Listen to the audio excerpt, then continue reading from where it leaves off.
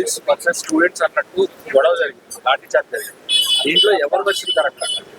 Students ఎక్కడ ఉన్నారని first of all నేను అడగదలుచుకున్నా. ఇప్పుడు ఫస్ట్ ఆఫ్ ఆల్ అక్కడికి బీర్ బాటిల్స్ అని చెప్పి కనిపిస్తున్నాయి, లారీ నిండా బీర్ బాటిల్స్, బర్గర్లు, పిజ్జాలు కనిపిస్తున్నాయి, ఆ వాటర్ బాటిల్స్, కూల్ డ్రింక్స్ అని చెప్పి కనిపిస్తున్నాయి. అంతా ఒక లారీ నింపుకొని తీసుకొచ్చేంత స్టూడెంట్స్ దగ్గర ఎవరి దగ్గర డబ్బు ఉంది? ఫస్ట్ థింగ్, స్టూడెంట్ ప్రొటెస్ట్ అంటే ఒక స్టూడెంట్ వీడియో తీశాడు. ఆ వీడియో నేను చూశాను. అయ్యా, నేను మా ఊరు నుంచి ట్రైన్లో వచ్చాను, ట్రైన్లో దిగేసి ఇక్కడ ట్రైన్ దిగాక ఇక్కడ రావడానికి నాకు 200 రూపాయలు ఖర్చు అయింది. నేను అంత అవుతుందని చెప్పి అనుకోలేదు. మళ్ళీ నేను వెళ్ళాలంటే నాకు డబ్బులు లేవు. ఇక్కడికి వచ్చిన తర్వాత నేను నా సమస్య చెప్తామంటే నన్ను ఎవరి దగ్గర రానివ్వట్లేదు. పైగా నేను ఒక లీడర్ లాంటి ఆయన కనుక్కొని ఆయనకు నా సమస్య చెప్తే నన్ను కొట్టి పంపించారు. ఇది నా గురించి చేస్తున్నదా, మా గురించి చేస్తున్నదా, నీటి గురించి చేస్తున్నదా, లేక దేని గురించి చేస్తున్నారు? మాకు ఇక్కడ ఆర్ఎస్ఎస్ బీజేపీ అని చెప్పి నినాదాలు ఇస్తున్నారు. ఆర్ఎస్ఎస్ బీజేపీని ఓడించాలని చెప్పేసి దేశాన్ని విచ్ఛిన్నం చేయాలని చెప్పి మాట్లాడుతున్నారు. ఇది నీటి గురించి వచ్చింది అయితే మాకు వీటితో సంబంధం ఏముంది? నేను హిందువుని, నా రాముడిని సీతని అనాల్సిన అవసరం వీళ్ళకేమొస్తుంది? నేను వచ్చింది దేని గురించి, నాకు ఇక్కడ వినాల్సింది ఏమొస్తుంది? నా సమస్య మాట్లాడేవాడు ఎవడు ఉన్నాడు ఇక్కడ? ఇప్పుడు అమెరికాని ఎవరు వచ్చిండ్రు, ఆయన పేరు కూడా నాకు గుర్తులేదు. ఆయన సపోర్ట్ చేయడానికి వచ్చిందని చెప్పి అన్నారు. సరే అని చెప్పి ఆయన కలుస్తాడని చెప్పి చూస్తే ఆయన లేనే లేడు. ఆయన వీడియో కూడా చూశాను. ఏదో రెస్టారెంట్లో కూర్చొని తింటున్నానంట ఆయన. ఇక్కడ అమర నిరాహార దీక్ష చేస్తున్న ఒక ఆయన ఉంటే ఆయన దగ్గర ఉండాలి, లేక రెస్టారెంట్లో కూర్చొని తింటారా? సరే, మేమంటే పైకి ఎక్కలేకపోతున్నాము, ఆయనకైతే పవర్ ఉంది కదా పైకి ఎక్కి కూర్చునేంత. ఏదైనా ఉంటే కొద్దిగా అలా తినేసి పక్కన ఉండేసి బలం ఇవ్వాలి కదా ఆయనకు. ఇప్పుడు వీళ్ళు చేస్తున్నది ఏంటిది? వీళ్ళు చేసేది అయితే నాకు తెలిసైతే నీట్ కాదని చెప్పి ఆయన క్లియర్గా వీడియో రిలీజ్ చేసిండు. ఇంకో విషయం, నేను చూసిన వీడియో చెప్తున్నాను. దీంట్లో ఖలిస్తాన్ జెండాలు ఎందుకు వచ్చినాయండి? కత్తులు ఎందుకు వచ్చినాయి? స్టూడెంట్స్ దగ్గర కత్తులు ఎందుకు ఉంటాయి? అదే ఖలిస్తాన్ జెండాలు ఎందుకు వచ్చినాయి, కత్తులు ఎందుకు వచ్చినాయి? ప్లస్ ఒక లేడీ అంటది భారతదేశాన్ని భరతమాత అని చెప్పేసి అంటే మరి తండ్రి ఎవరు? నీకు దీని గురించి అలా అడగాల్సిన అవసరం వచ్చింది. నువ్వు నీట్ గురించి వస్తే ఆ నీట్ ఎగ్జామ్ గురించి అడగాలి. నీట్ ఎగ్జామ్ అని చెప్పి కొంతమంది లీక్ చేశారు. వాళ్ళకి ఆల్రెడీ అరెస్ట్ చేయడం జరిగింది, వాళ్ళకి ఒట్టించారు. తర్వాత నీట్ ఎగ్జామ్ జరిగితే 22 లక్షల మంది రాశారు. దాంట్లో 11.5 లక్షల మంది పాస్ అయ్యారు. అంటే ఎబో 50% మంది పాస్ అయ్యారు. ఇంత డీటెయిల్స్ మొత్తం వచ్చిన తర్వాత మళ్ళీ చేయాల్సిన అవసరం ఉంది. ఇప్పుడు దీంట్లో ఇంకా తప్పులేమున్నాయి? ఇప్పుడు వాళ్ళకు ఫైనల్ ఎవరైతే దొరికారో వాళ్ళకి ఫైనల్ వెర్డిక్ట్ ఇవ్వాల్సింది. అంటే వాళ్ళకు చివరిగా ఏం శిక్ష వేస్తున్నారని చెప్పి అదొక్కటే పెండింగ్ ఉంది. అది అడగాల్సింది మీరు. అది అడగకుండా ఏవో అడుగుతున్నారు. ఇంకొక ఆమె వచ్చింది దీంట్లోకి మీటింగ్లో వచ్చేసి, నేను చాయ్ బండి నడుపుకొని నా పిల్లల్ని పోషిస్తున్నానండి. ఒక్కసారి నీట్ ఎగ్జామ్ రాయడానికి నాకు డబ్బులు ఉన్నాయి, రెండోసారి రాయడానికి నాకు ఎక్కడి నుంచి డబ్బులు వస్తాయని చెప్పి మాట్లాడుతుంది. ఆ కెమెరామెన్ ఆమె బాడీని తప్పించకుండా జస్ట్ ఆమె బాడీతో పాటే ఆమె వెనుకున్న చైన్ చూపించాడు. ఐఫోన్ ఉంది చేతిలో, సిగరెట్ ప్యాకెట్ ఉంది, సిగరెట్ లైటర్ ఉంది. ఆ సిగరెట్ ప్యాకెట్ ఏంటిదో కూడా నాకు తెలియదు, కానీ ఆ వీడియో తీసిన క్లియర్ చెప్తుండే ఈ సిగరెట్ ప్యాకెట్ 350 రూపాయలు ఆన్లైన్ దొరుకుతుందని చెప్పేసి. 350 రూపాయలు పెట్టి సిగరెట్ తాగే ఆమె చాయ్ బండి నడిపిస్తుందా? లైటర్ పెట్టుకునే ఆమె, ఐఫోన్ పెట్టుకునే ఆమె. కనీసం మీరు చెప్పే అబద్ధాల కన్నా కొద్దో గొప్ప ఏదో ఒకటి నిజాన్ని కనిపించేటట్టు చూడండి. ఇటువంటి మీరు చేసేది అసలు ఇవన్నీ చేసి ఏం చేయాలనుకుంటారు? దేశాన్ని విచ్ఛిన్నం చేయాలనుకుంటున్నారు. అసలు ఆ పార్టీకి ఏం సంబంధం ఇందులో? ఖలిస్తాన్కి ఏం సంబంధం దీంట్లో?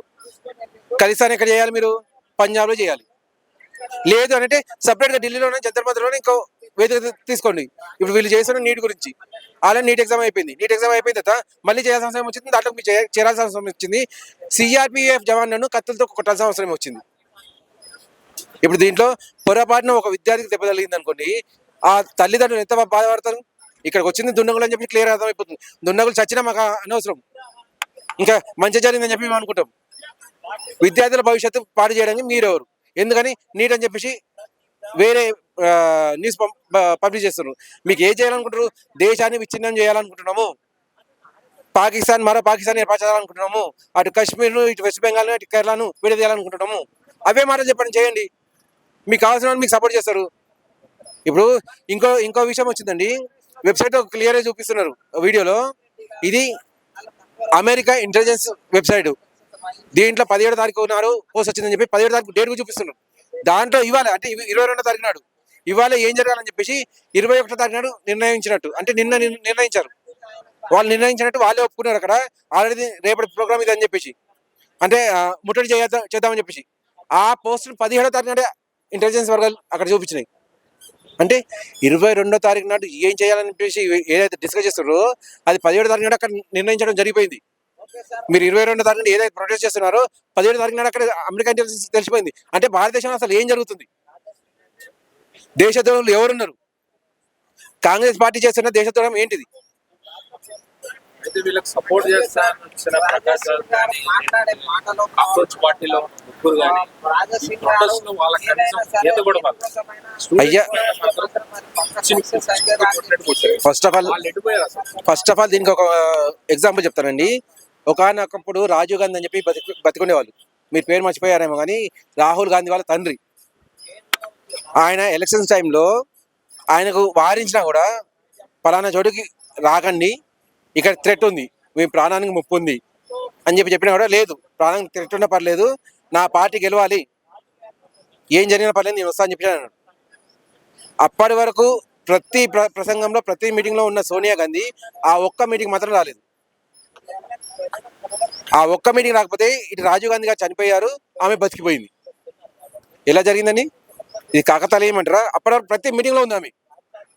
మరి ఇప్పుడు కూడా ఇక్కడ ప్రకాష్ రాజ్ అని అమెరికా నుంచి వచ్చిన ఇంకోటి కానీ నిన్న లాఠీ చార్జ్ జరిగితే లాఠీ చార్జ్ అప్పుడు ఎందుకు లేరని మీరు అంటే ఇది కూడా కాకతాళీయం జరిగిందంటారా? ఇన్ని రోజులు అక్కడికి పోయి చేసి అక్కడ దొబ్బి తిన్నారంటారు కదా, ఇంకో వర్డ్ వస్తుంది కానీ అది కెమెరా ముందు చెప్పొద్దు. అక్కడికే తెప్పించుకొని అన్ని తిన్నారు కదా, పై పిజ్జాలు, బర్గర్లు, కూల్ డ్రింక్, మందు సీసాలని చెప్పేసి. అంటే తన్నులు తినేటప్పుడు మాత్రం స్టూడెంట్స్ ఉండాలి, స్టేజీ మీద మాట్లాడుకునేటప్పుడు దేశాన్ని విచ్ఛిన్నం చేయాలని చెప్పి స్పీచ్ ఇచ్చేటప్పుడు మీరు ఉండాలి. అంటే ఇదంతా కాకతాళీయంగా జరుగుతుందా? నేను చెప్పేది ఒకటేనండి, ఇక్కడ అటు ఖలిస్తానీ ప్రొటెస్టర్ అయినా కానీ దేశాన్ని విచ్ఛిన్నం చేయాలనుకునే వాళ్ళు కానీ అయ్యా మీలో కూడా దేశ భక్తి అని చెప్పి కొద్ది గొప్ప ఉంటుంది. ఒక్కసారి దీన్ని ఆలోచించండి. అప్పుడు రాజీవ్ గాంధీ దగ్గర సోనియా గాంధీ ఎందుకు మిస్ అయింది? నిన్న జరిగిన లాఠీ చార్జ్లో వీళ్ళందరూ ఎందుకు మిస్ అయ్యారు? కనీసం మీకన్నా అర్థమైతే బాగుంటుంది. దేశభక్తులు అనే వాళ్ళు ఎప్పుడో తెలుసుకున్నారు ఇది నీట్ ఎగ్జామ్ గురించి రాస్తుంది కాదు, దేశాన్ని విచ్ఛిన్నం చేయడం కోసం చేస్తున్నదని చెప్పేసి. నేను చెప్పదలుచుకుంది ఒకటేనండి, ప్రజలు ముఖ్యంగా స్టూడెంట్స్ మీరు తప్పుదారి పట్టకండి, మీ ఎగ్జామ్స్ మీరు చూసుకోండి. ఏదైనా తప్పు జరిగితే బీజేపీ ప్రభుత్వం 80% ఊరుకునేది లేదు, వాళ్ళని ఖచ్చితంగా శిక్షిస్తుంది.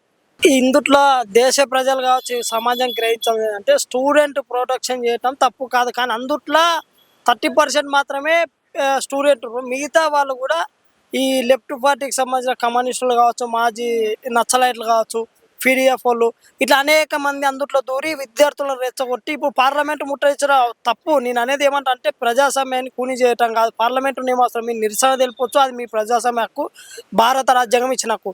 కానీ ఇందుట్లో పాలస్తీనా జెండాలు పట్టుకోవటం, ఎంతసేపు మన విరాట్ కోహ్లీని కించపరచడం, ఇవన్నీ కూడా ఎందుకు వచ్చినాయి? అసలు వాళ్ళు విద్యార్థులు అనుకుంటారు, విద్యార్థులు కాదు వాళ్ళందరూ కూడా, అంటే విద్యార్థుల ముసుగులు వచ్చిన వాళ్ళు లెక్క శాతం ఉంటుంది.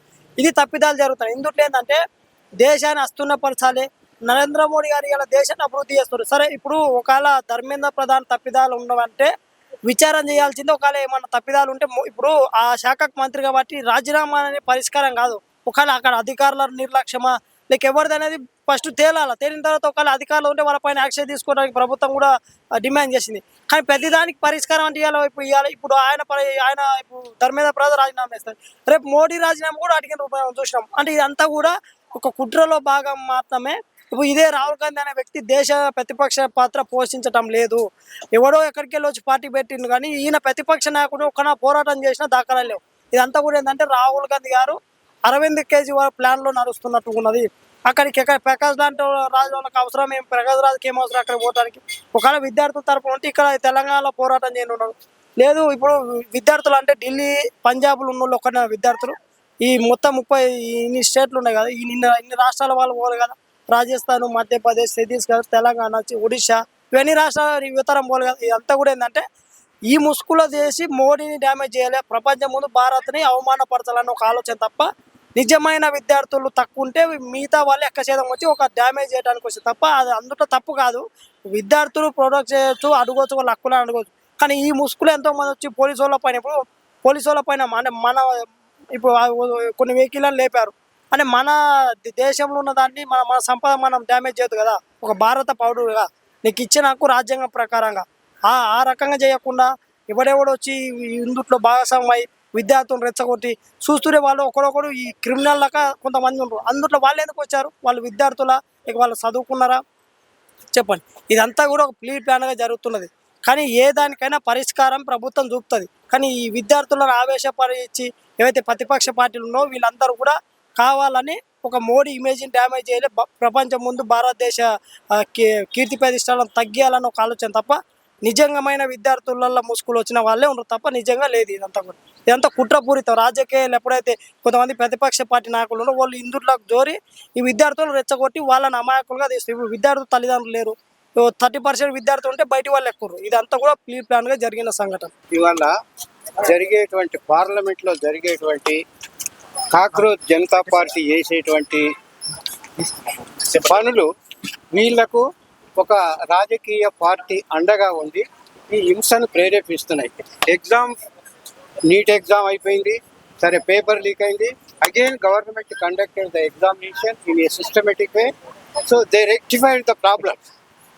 వీళ్ళు రాజకీయ లబ్ధి పొందడానికి ఒక బ్యాచ్ని ఎంటేసుకొని ప్రజెంట్ కాంగ్రెస్ గవర్నమెంట్ చేసేటువంటి పనులు, రాహుల్ గాంధీ ఉన్నన్ని రోజులు, నెహ్రూ గాంధీ ఫ్యామిలీ ఉన్నన్ని రోజులు ఈ దేశం బాగుపడదు. ఎందుకంటే వాళ్ళు చేయరు కన్స్ట్రక్టివ్. పార్లమెంట్లో కూర్చుండి మంచి కన్స్ట్రక్టివ్ అడ్వైజ్ ఇవ్వాలి కదా. వీళ్ళు రాజీనామా ఇచ్చారా? ఒక్కొక్కని పీరియడ్లో ఎన్ని కుంభకోణాలు జరిగినాయి? ఎప్పుడైనా రాజీనామా ఇచ్చారా వీళ్ళు? So that is why they are doing politically based bias. అన్ని గవర్నమెంట్లో కాంగ్రెస్ పార్టీ ఎక్కువ చేస్తారు, politically motivated. That is Mamata Banerjee గవర్నమెంట్లో కాలేదా? పోస్టులు అమ్ముకోలేదా? హర్యానాలో అమ్ముకోలేదా? దేవిలాల్ కొడుకు. In every government they are doing like this only. So present government, BJP government doing somewhat better for this country. Let them continue. Right. Okay, right.